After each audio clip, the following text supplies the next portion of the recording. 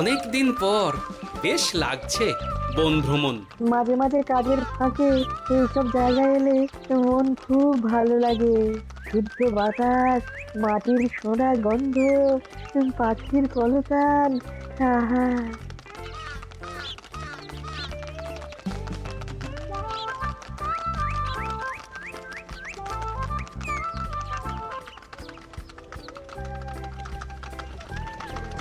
মহারাজের রথ থামছে। আমরা এইখানে বসে আজ রাজকার্য পরিচালনা করব।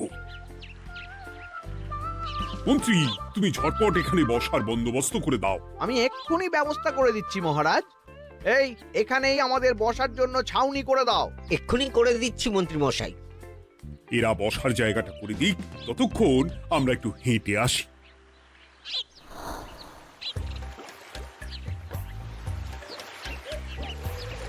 সকালবেলা হাঁটা শরীরের পক্ষে খুব ভালো মহারাজ।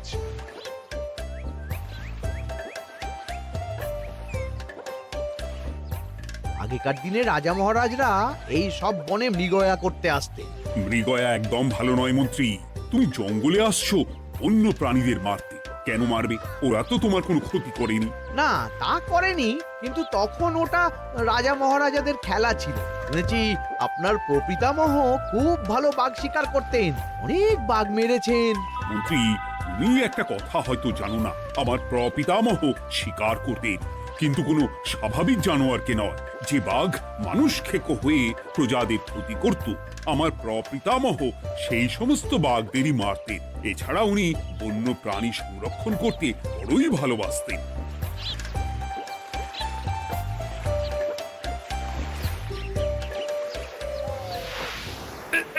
উফ, এটা আবার কি? এই এটা আবার কোথা থেকে উড়ে এলো? কোথাও তো ঝড় হাওয়া কিছুই নেই।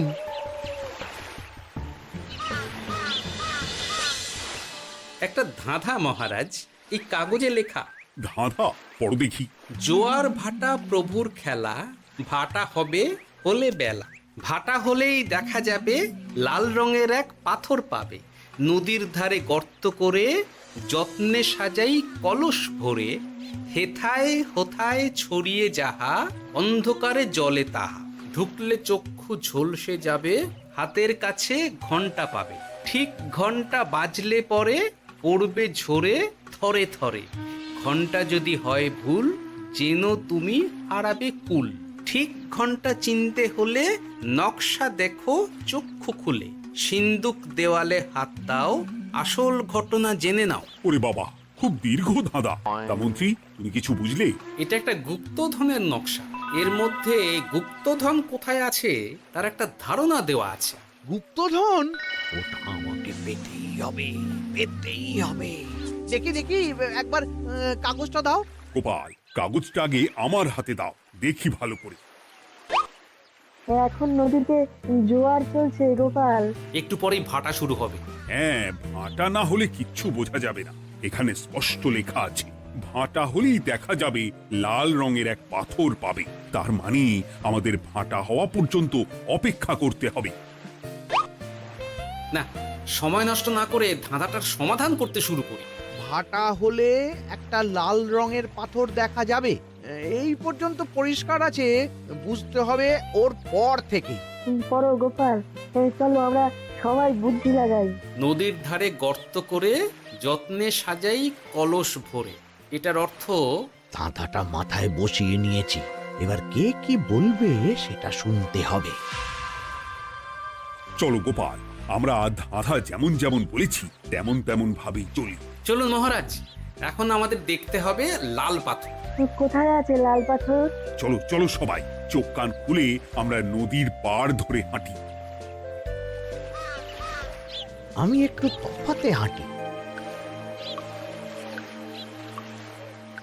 গুপ্তধন আমাকে একা পেতে হবে। ভাটা হলেই দেখা যাবে লাল রঙের এক পাথর পাবে। আমাকে চোখ কান খোলা রাখতে হবে। লাল পাথর, নদীর চড়ায় লাল পাথর দেখতে হবে। লাল পাথর, লাল পাথর। ওটা কি? এই তো লাল পাথর, লাল পাথর। ওরা অনেকটা এগিয়ে গেছে, ওদের আমার দিকে নজর নেই। এই সুযোগ একা একা গুপ্তধন নিয়ে পালাবো।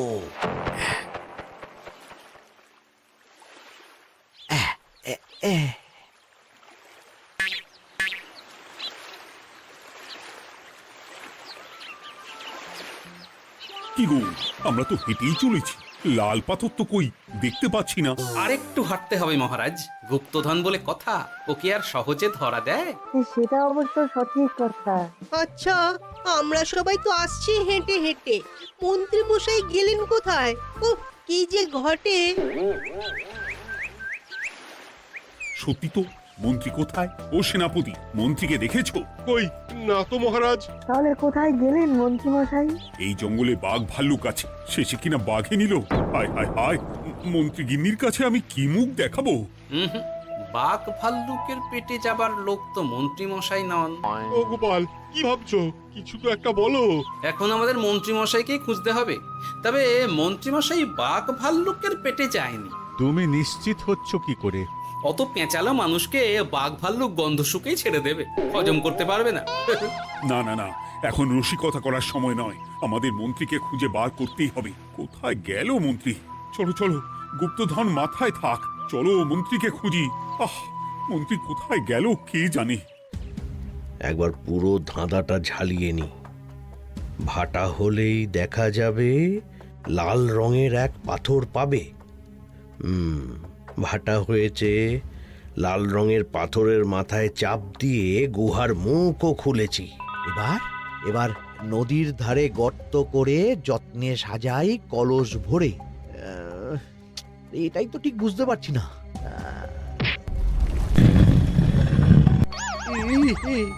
এই রে, এবার কি হবে? হ্যাঁ মহারাজ, কোথাও একটা আওয়াজ হলো। এই, আওয়াজটা কোন দিক থেকে হলো? চলুন সামনে এগিয়ে যাই। আমার মনে হয় আওয়াজটা সামনের দিক থেকে এলো। আমারও তাই মনে হলো। তবে কি মন্ত্রী মশাই লাল পাথরের হদিশ পেয়ে গেছেন? আমাদের চোখে পড়লো না, অথচ মন্ত্রী মশাইয়ের চোখে পড়ে গেল। আসলে আমরা কথা বলতে বলতে গেছি, তাই নজরে পড়েনি। মন্ত্রী মশাই একা একা আমাদের পেছন পেছন আসছিলেন। উনি ইচ্ছে করেই আমাদের পেছনে পেছনে আসছিলেন। নিজে একা গুপ্তধন নিয়ে যেতে চেয়েছিলেন, এখন কোথায় আছেন কে জানে।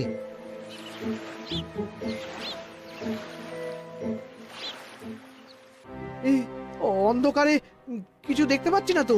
দাঁতাতে কি ছিল? হ্যাঁ, কি ছিল? হেথায় হোথায় ছড়িয়ে যাহা, অন্ধকারে জলে তাহা, ঢুকলে চক্ষু ঝলসে যাবে, হাতের কাছে ঘন্টা পাবে। পেয়েছি পেয়েছি, ঘন্টাটা পেতে হবে। ঘন্টা।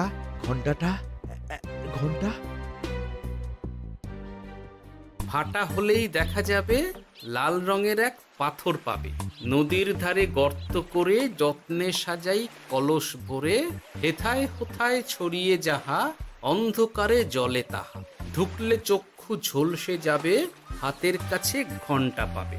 ঠিক ঘন্টা বাজলে পরে পড়বে ঝরে থরে থরে, ঘন্টা যদি হয় ভুল যেন তুমি হারাবে কুল।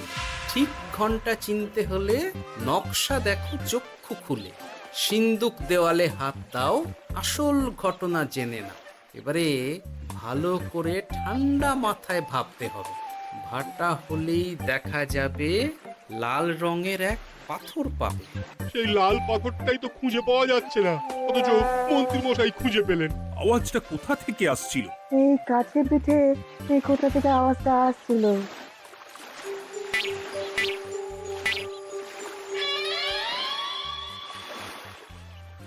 এই তো, এটাই মনে হয় সেই লাল পাথর। একটু নাড়িয়ে চাড়িয়ে দেখি তো কিছু হয় কিনা।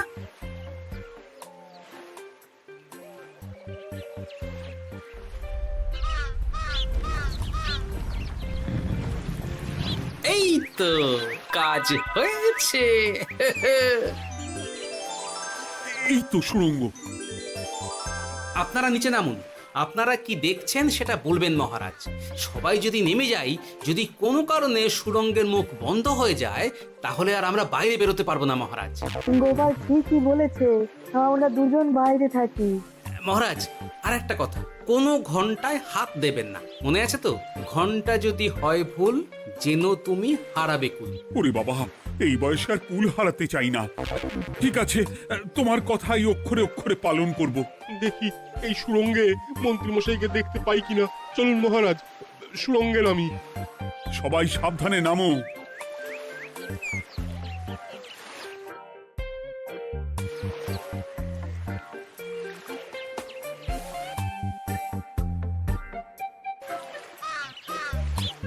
মহারাজ, ওখানে কি কি দেখতে পাচ্ছেন? ওখানে কি মন্ত্রী মশাই আছেন? না গোপাল, মন্ত্রীকে এখনো দেখতে পাইনি। শুধু আমি এখানে অজস্র পাথর দেখতে পাচ্ছি। পাথরে পাথরে ছয়লাভ, ছোট বড় অজস্র। পাথরগুলো বড় অদ্ভুত, কিরকম কিরকম মানুষ মানুষ করুন। লম্বা বেটে হরেক রকম। মানুষ মানুষ গরম, সেটা কি রকম? আর কিছু? কোনো কলসি কি দেখতে পাচ্ছেন? কলসি তো দেখতে পাচ্ছি না। মহারাজ, কলসি থাকতেই হবে, কারণ ধাঁধায় লেখা আছে নদীর ধারে যত্ন করে যত্নে সাজাই কলস ভরে। গর্তটা আসলে হলো সুড়ঙ্গ, কিন্তু কলস। মহারাজ, মহারাজ, এইদিকে এইদিকে একটা কলসের মতো কি যেন আছে। এইদিকে আসুন, এদিকে এদিকে। হ্যাঁ গোপাল, দেখতে পেয়েছি। এবার আমি যেরকম যেরকম বলবো সেই রকম সেরকমই করবেন। আমি বিজ্ঞানীকে নদী থেকে জল তুলে পাঠিয়ে দিচ্ছি। পাত্র কোথায় পাবে? আমাদের জল খাবার যে পাত্র আছে সেটা আনতে লোক পাঠাচ্ছি। ঠিক আছে। শুধু একটা কথা বলছি, আপনারা কেউই সুড়ঙ্গের ভেতরে কোনো কিছুতে হাত দেবেন না। কেন গোপাল? সব পরে বলবো, এখন আমি যা বলছি সেটা শুধু মনে রাখুন। সুড়ঙ্গের ভেতরে কিছুতে হাত দেবেন না। ঠিক আছে। প্রহরী, তুমি যাও, যেখানে আমাদের বসবার আয়োজন করা হয়েছে সেখানে গিয়ে একটা জলের পাত্র নিয়ে নদী থেকে জল ভরে নিয়ে এসো। গোপাল, মন্ত্রীমশাই কোথায় গায়েব হয়ে গেলেন? কোথাও গায়েব হয়ে যাননি বিজ্ঞানী, কোথাও গায়েব হয়ে যাননি উনি। উনি ওই সুড়ঙ্গের ভেতরেই আছেন। কিন্তু কেউ তো ওনাকে দেখতে পাননি। সম্ভবত পাথর হয়ে আছে। এখন কিভাবে পাথর হয়েছেন সেটা তো আমি বলতে পারবো না। সবটাই স্বপ্নের মতো লাগছে। ঠিক যেন স্বপ্নের মতো লাগছে। এই জীবনে সুরঙ্গ দর্শন হয়ে গেল। আমাদের পাতাল প্রবেশ। পাতালে আসিয়া আমি মনে মনে বলি, গুপ্তধন নিয়ে আমরা যেন সৎ পথে চলি। তোমার এখনো কাব্য আসছে সভাকবি? আসছে মানে কাব্যের সাথে আছে রোমাঞ্চ, করছে গা শীত, হচ্ছি আমি অধীর। মহারাজ, জল দিয়ে বিজ্ঞানীকে পাঠাচ্ছি। কি করতে হবে বিজ্ঞানীকে সব বলে দিয়েছি। তুমি ভেতরে আসবে না? আসবো ঠিক সময়ে। এখন আমি যেমন যেমন বলবো আপনি ঠিক তেমন তেমন করবেন। ঠিক আছে। বিজ্ঞানী, যেমন যেমন বললাম ঠিক তেমন তেমন ভাবে কলসিকে জল দিয়ে পরিষ্কার করবে। মনে রেখো, ধাঁধায় আছে কলসি সাজাই যতন করো। তুমি একটা কথা মনে রেখো বিজ্ঞানী, কোথাও হাত দিও না কিন্তু। ঠিক আছে গোপাল, তোমার উপস্থিত বুদ্ধির তুলনা নেই। আমি যাচ্ছি গোপাল। সাবধানে সাবধানে। মহারাজ, বিজ্ঞানী যাচ্ছে। সাবধানে নামো, সাবধানে। মহারাজ, এই কলসিটা কোথায়? ওই তো, একটু সাবধানে যাও।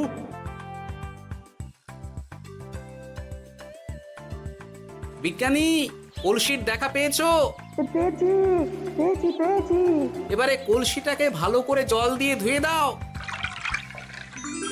কলসির আলোয় সুড়ঙ্গ আলোকিত গোপাল। এরপর কি? ভালো করে দেখুন মহারাজ, কোথাও ঘন্টা দেখতে পাচ্ছেন কিনা। ঘন্টা?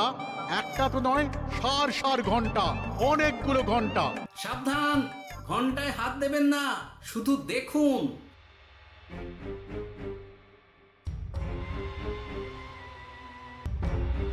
মহারাজ, আমরা গুপ্তধনের খুব কাছে চলে এসেছি।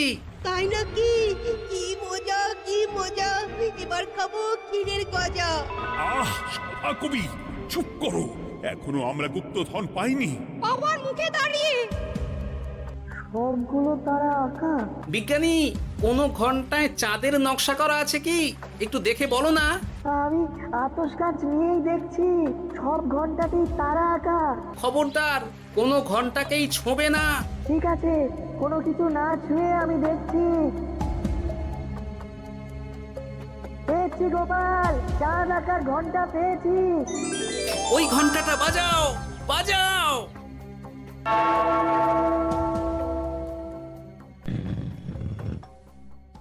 গুপ্তধন পেয়েছেন মহারাজ?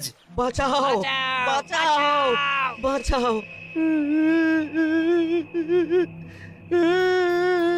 বাঁচান মহারাজ, বাঁচান বিজ্ঞানী, মহারাজ, মন্ত্রীর গলা পাচ্ছ না? মহারাজ, আমি পাথর হয়ে আছি, আমাকে মানুষ করুন মহারাজ। তুমি তো মানুষই ছিলে, হঠাৎ করে পাথর হলি কেন? মহারাজ, গুপ্তধন পেয়েছেন? পেয়েছি, তার সাথে মন্ত্রীকেও পেয়েছি। মন্ত্রী এইখানে কোথাও পাথর হয়ে দাঁড়িয়ে আছে। দাঁড়ান মহারাজ, এবার আসছি। সাবধানে এসো। আমি ভেতরে যাচ্ছি, বুঝলে? যদি কোনো কারণে দেখো পাথরটা গুহার মুখটা আটকে দিয়েছে, অমনি তোমাদের কাজ হলো পাথরটাকে ছুঁয়ে ফেলা, বুঝলে? ঠিক আছে গোপাল দাদা, আমার মনে হয় বিপদ আর কিছু ঘটবে না, তবুও সাবধানের তো মান নেই। ঠিক আছে, তুমি নিশ্চিন্তে ভেতরে যাও।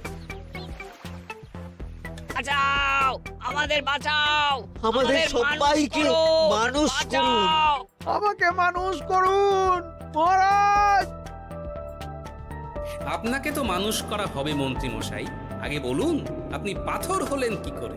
ও, মনে পড়েছে, ধারার শেষ লাইন, সিন্দুক দেওয়ালে হাত দাও, আসল খবর জেনে না। সত্যি গোপাল, তুমি না থাকলে এই এত কিছু আমাদের সবার কাছে অজানাই থেকে যেত।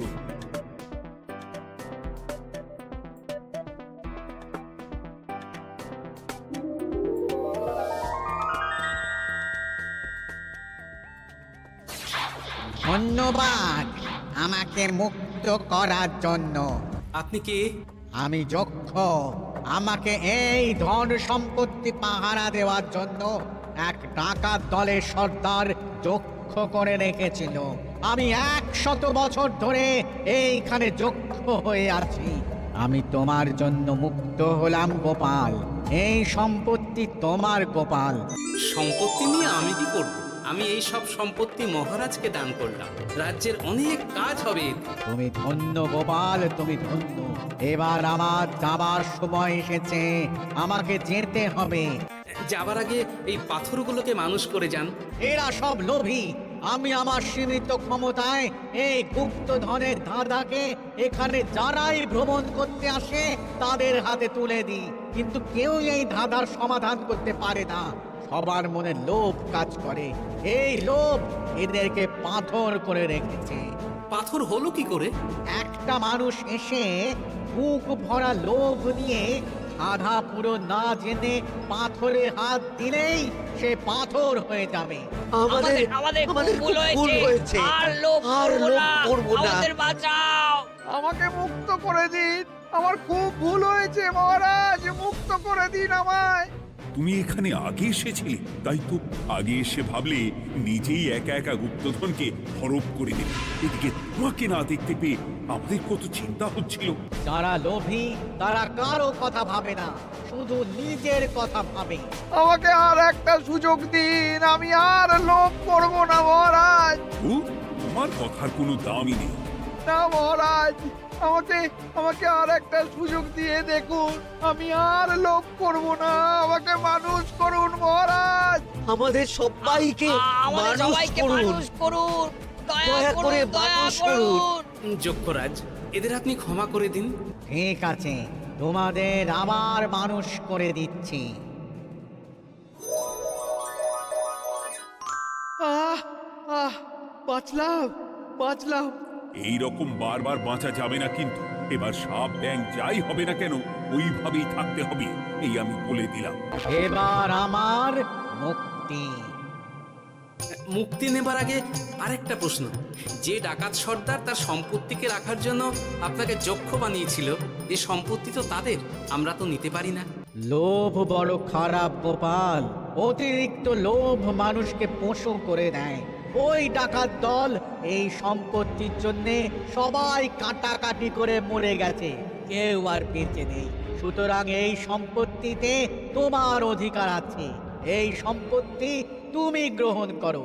নিলাম আমি, কিন্তু এই সম্পত্তি মহারাজকে আমি দান করলাম। ডাকাত দল জনগণের সম্পদকে লুটেই তো সম্পত্তি বানিয়েছে, তাই আমি জনগণের কাজে লাগবার জন্যই এই সম্পত্তি মহারাজকে দিলাম। গোপাল, তোমার জয় হোক। এবার তাহলে আমি যাই, তোমরা সবাই সুখে থেকো আর ভালো থেকো। গোপাল, তোমার তুলনা হয় না। তোমার ঋণ আমি কোনোদিন শোধ করতে পারবো না। তুমি কৃষ্ণনগরের জন্য যা করলে তা ইতিহাসে লেখা থাকবে। না মহারাজ, আমি এমন কিছু করিনি, এই কাজ সবাই করবে। জয় গোপালের জয়, জয় গোপালের জয়, জয় কৃষ্ণনগরের জয়। জয় কৃষ্ণ, জয়।